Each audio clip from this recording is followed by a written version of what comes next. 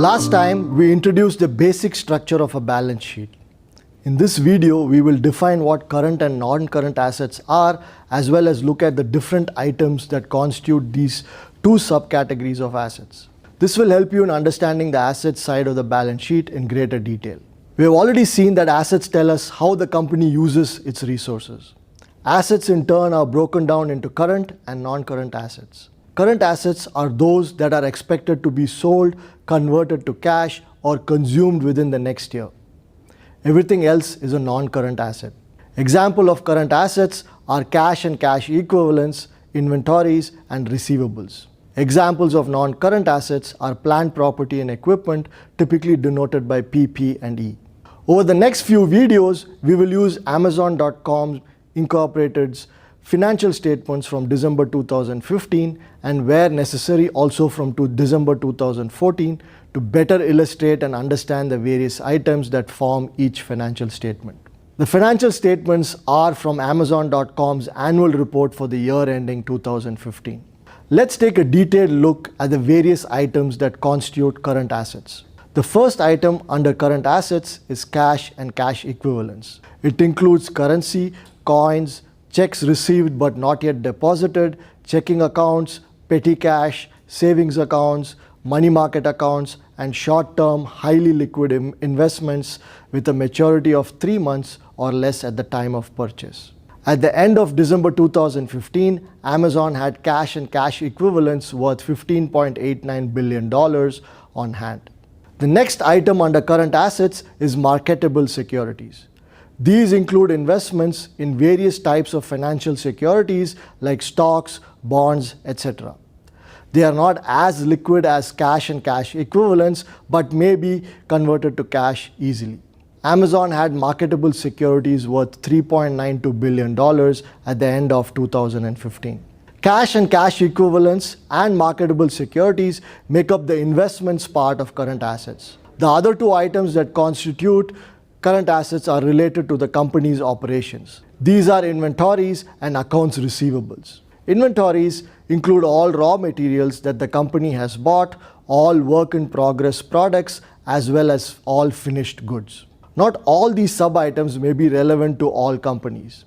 For example, companies in the services industry are unlikely to have a large inventory of finished goods or even work in progress. Almost all of its inventory may be the cost of supplies that the company has bought, which will be used in the delivery of its services. For Amazon, inventories stood at $10.24 billion at the end of 2015.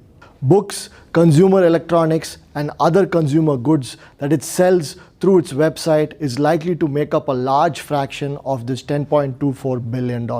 The final item on the current assets part of the balance sheet is accounts receivable. This includes all the money a company's clients owe it. When companies sell their products and services, they will not always insist on cash payment as soon as the product or service is delivered. The client or customer may be given a few days to a few months to pay. In other words, the client is extended credit for a fixed period of time. While the company waits for the customer to pay, the value of the sale is recorded as an account receivable. This signifies that the company has delivered its product or service to the client or customer, but it is yet to be paid. The client has an obligation to the company and hence it is an asset for the company. Amazon had accounts receivables of $6.42 billion at the end of 2015. In its annual report, Amazon notes that most of this amount is due from its customers, vendors, and sellers. Adding all four components gives the company's current assets.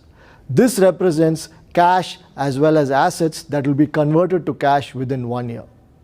Amazon's current assets add up to $36.47 billion at the end of 2015. Turning our attention to non-current assets, the largest and most important contribution to non-current assets is plant property and equipment, PP&E. This includes all land, buildings, machinery, office equipment, vehicles, furniture, and fixtures that a company uses to run its business. Amazon had $2.84 billion in PP&E at the end of 2015. Amazon's annual report for 2015 notes that this includes buildings and land that they own, along with property that they have acquired under build-to-suit, financing, and capital lease arrangements. Their equipment includes assets such as furniture and fixtures, heavy equipment, servers and networking equipment, and internal use software and website development. The other major part of non-current assets is intangible assets, which includes non-physical assets such as patents, trademarks, copyrights, goodwill, and brand recognition. These intangible assets add to a company's future worth and at times may be more valuable than tangible assets. Amazon had goodwill worth $3.76 billion under non-current assets at the end of 2015.